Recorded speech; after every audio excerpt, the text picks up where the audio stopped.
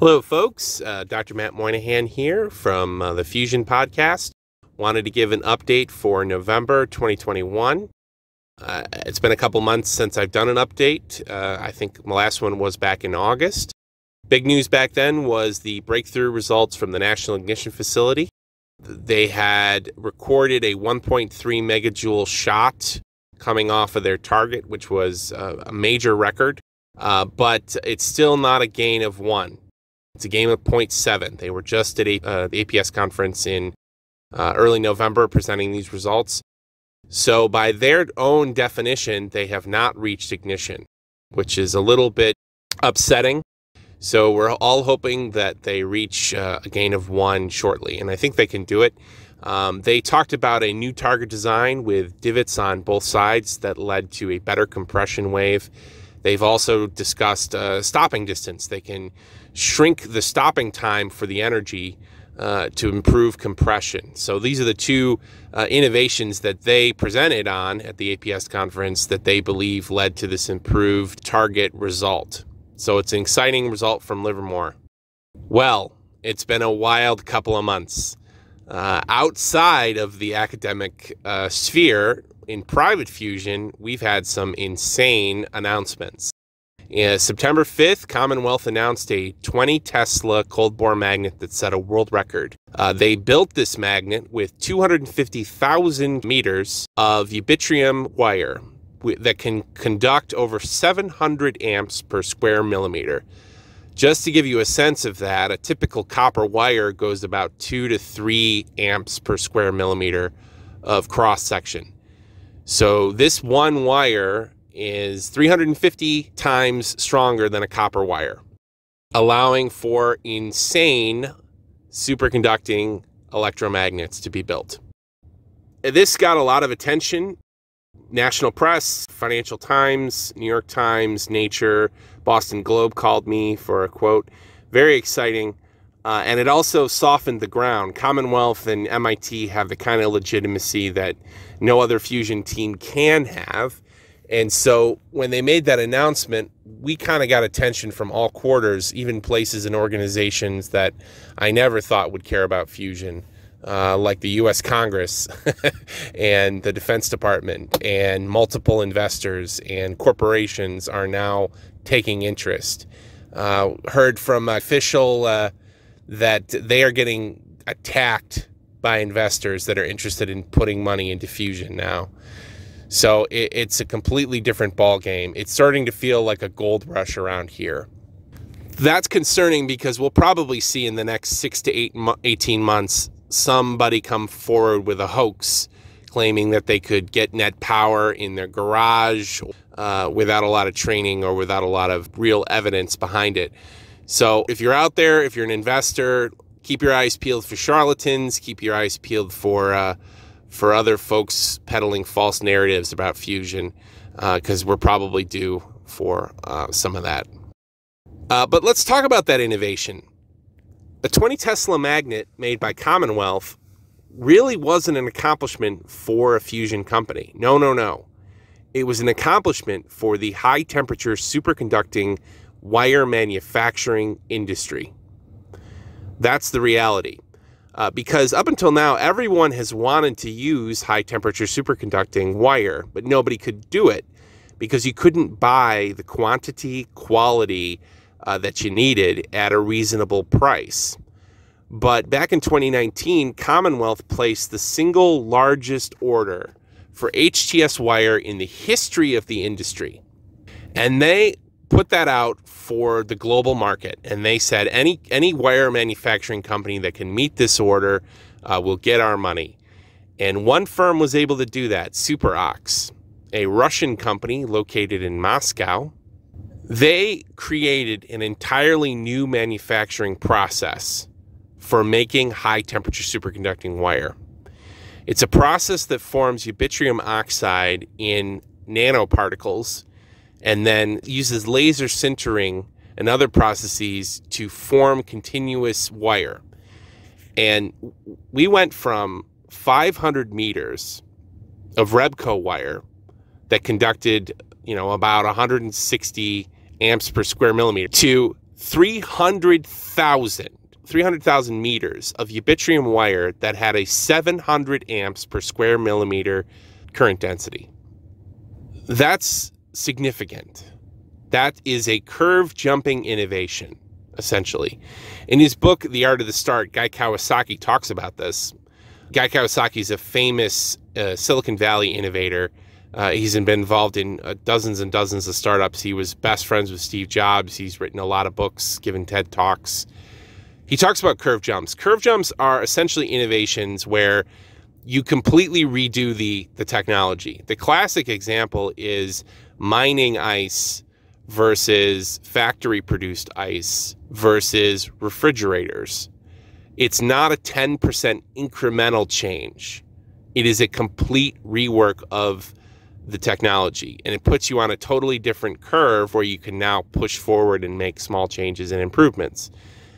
SuperOx has completed this. No other company in the world has done this. No American company has done this.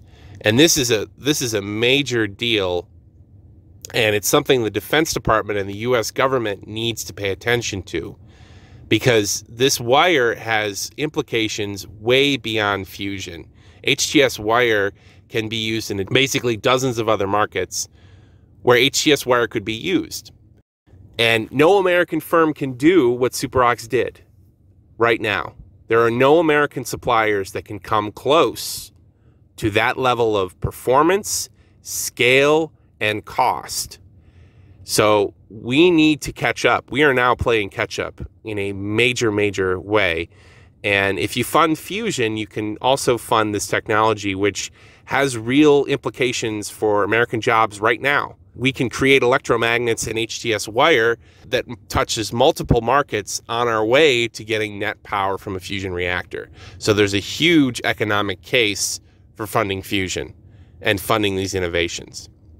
And again, SuperOx didn't get there through some technical breakthrough. What happened was they got money that gave them the latitude to take a big technical risk and reimagine their entire manufacturing process from the ground up. It was the commitment of funding that did it. Okay, so it was a quiet couple of weeks after Commonwealth's announcement, and then in early November, Helion announced $500 million raise, which was very exciting. Up until this point, fusion as an industry, my tally had it at about $2.4 billion. And Helion just raised 20% of that in one single raise. It was the single largest raise in the history of the fusion industry. And it puts us within striking distance of $3 billion for private fusion, which is very exciting. I think Helion's got a scale now, and that's going to be a very challenging process, but I'm sure they'll get through it. Last I checked, their staffing was somewhere between 30 and 40 people, and now they've got $500 million between them. So they've got a lot of work to do to hire basically every plasma physicist on the West Coast, which is going to leave not a lot in the talent pool left over for TAE, General Fusion, Zap Energy, CT Fusion, and everybody else that's trying to form a fusion startup. So it's going to be exciting. You know, if one of these companies does fail, it wouldn't be a terrible thing, because if they left a whole bunch of plasma physicists that were pre-trained just in the job market, that would be fantastic. And after that, there was the APS conference. It was a very good conference this year. We saw some great presentations from Commonwealth, CT Fusion, Zap Energy, General Fusion folks were there. A very exciting conference, and it was a lot of fun, a lot of great posters and presentations, and some wonderful conversations with. And now we're coming to the end of November, and General Fusion just announced a $130 million raise. And we heard rumors that there were going to be 2 other major raises in the next 4 to 6 months from other fusion companies. So I think in 6 to 12 months, we should be north of $4 billion in private fusion. So this is starting to feel like the Wild West or a gold rush. Silicon Valley investors and other investors are attacking fusion companies and fusion advisor firms. I mean, we're getting insights and interest from all sides now. It's crazy. It's getting crazy. And one of the problems is that we'll probably see there's probably going to be more money than there are firms and people involved in this field.